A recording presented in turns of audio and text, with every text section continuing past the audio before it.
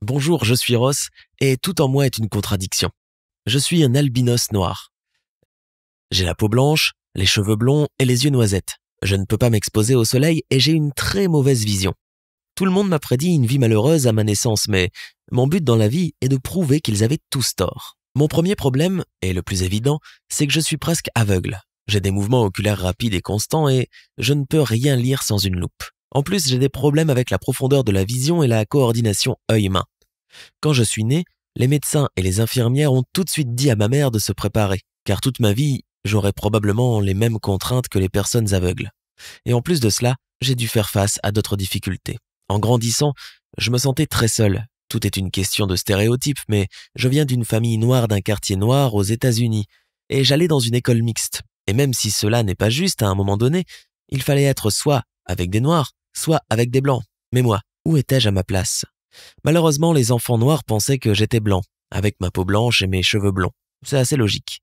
Et les gosses blancs m'ont aussi repoussé parce qu'en fait j'étais noir. Du coup, j'étais totalement seul. Pas d'amis, pas de potes avec qui traîner et presque pas d'identité. J'ai dû m'adapter. Heureusement que je n'ai jamais été harcelé. J'étais tellement différent de tous les autres que ça ne servait à rien de le souligner encore plus. Il y avait aussi une autre chose.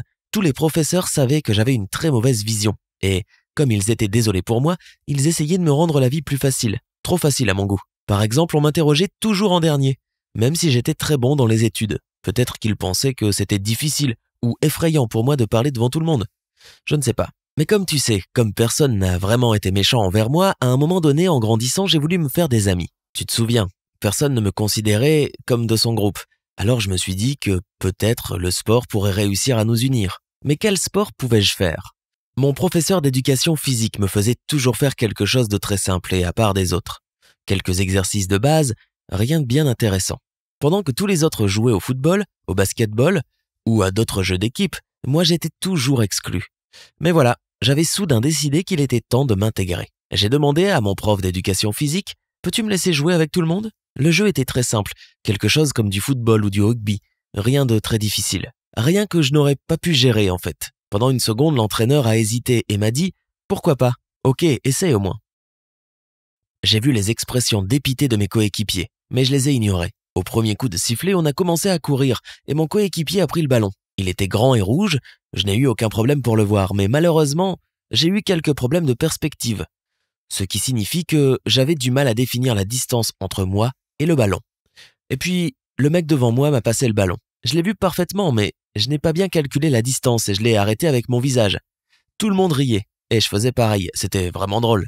Le prof d'éducation physique voulait que j'arrête, mais j'ai insisté pour réessayer. Après quelques tentatives, j'ai fait beaucoup mieux et j'ai réussi à attraper le ballon pour le passer à mes camarades de classe plus athlétiques. Et il n'y a eu aucun problème. Et le plus important, c'est que je me suis senti accepté dans le groupe et que j'ai enfin pu repousser les limites dans lesquelles j'avais été cantonné toute ma vie.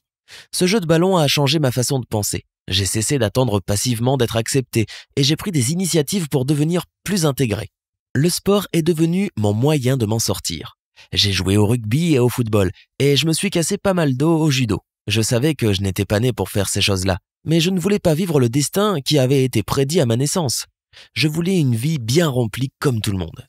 J'ai trouvé mes premiers amis dans le sport. Il s'est avéré qu'il y a beaucoup de gens qui ne se soucient pas de savoir si tu es blanc ou noir et qui t'encouragent même si tu n'es pas très bon dans ta discipline. Après quelques années, j'avais un groupe de 4 amis qui se souciaient vraiment de moi. C'était le plaisir dont je ne pouvais pas rêver quand j'étais petit. Et quand j'ai eu 15 ans, ils ont commencé à parler de me trouver une petite amie. Je veux dire, je ne faisais aucune illusion sur le fait que j'étais beau, mais mes amis insistaient et disaient qu'il devait y avoir une fille pour moi, parce qu'ils avaient tous des petites amies et que j'étais le seul à ne pas en avoir. Un jour, l'un d'eux a été approché par une voisine qui lui a posé des questions sur moi. Apparemment, elle m'aimait bien. Cool. Le seul bémol, c'est qu'elle avait une très mauvaise vision, elle aussi. Comme moi, je m'en fichais. D'abord, on se comprenait mieux. Et ensuite, je lui ferais moins peur avec mon physique. Alors, mes amis ont organisé mon premier rendez-vous. La fille était hilarante. On riait tout le temps. Elle était tellement drôle. Et moi aussi, je l'amusais. Je me suis dit qu'il y avait de l'alchimie entre nous. La seule chose étrange, c'est qu'elle ne m'a pas demandé ce que c'était que d'être un albinos noir. Si tu vois une personne comme ça, c'est naturel de poser des questions. J'ai décidé de lui demander, peut-être qu'elle ne voulait pas m'offenser. Quand je lui ai demandé, elle a eu l'air perplexe. « Tu veux dire quoi par albinos ? Tu veux dire que tu es noir et albinos ? Je pensais juste que tu étais blanc. » J'ai une mauvaise vue, tu sais. C'était tellement drôle qu'on s'est mis à rire tous les deux comme des fous. Et voilà, j'avais donc une merveilleuse petite amie et les amis les plus cools du monde. Tu te souviens des prévisions qu'on m'avait faites à ma naissance? Eh bien raté. Bien sûr, la vie d'un noir albinos n'est pas facile du point de vue médical et social, mais c'est une question d'attitude. Dès que j'ai décidé que je n'avais pas besoin de m'apitoyer sur mon sort et de me mettre des limites, j'ai cessé d'en avoir besoin. Et c'est le premier grand pas que j'ai fait vers le bonheur. Partage cette vidéo et fais passer le mot. Il est important que tout le monde sache que parfois, on peut surpasser les prédictions négatives. Abonne-toi à la chaîne pour écouter d'autres histoires comme la mienne.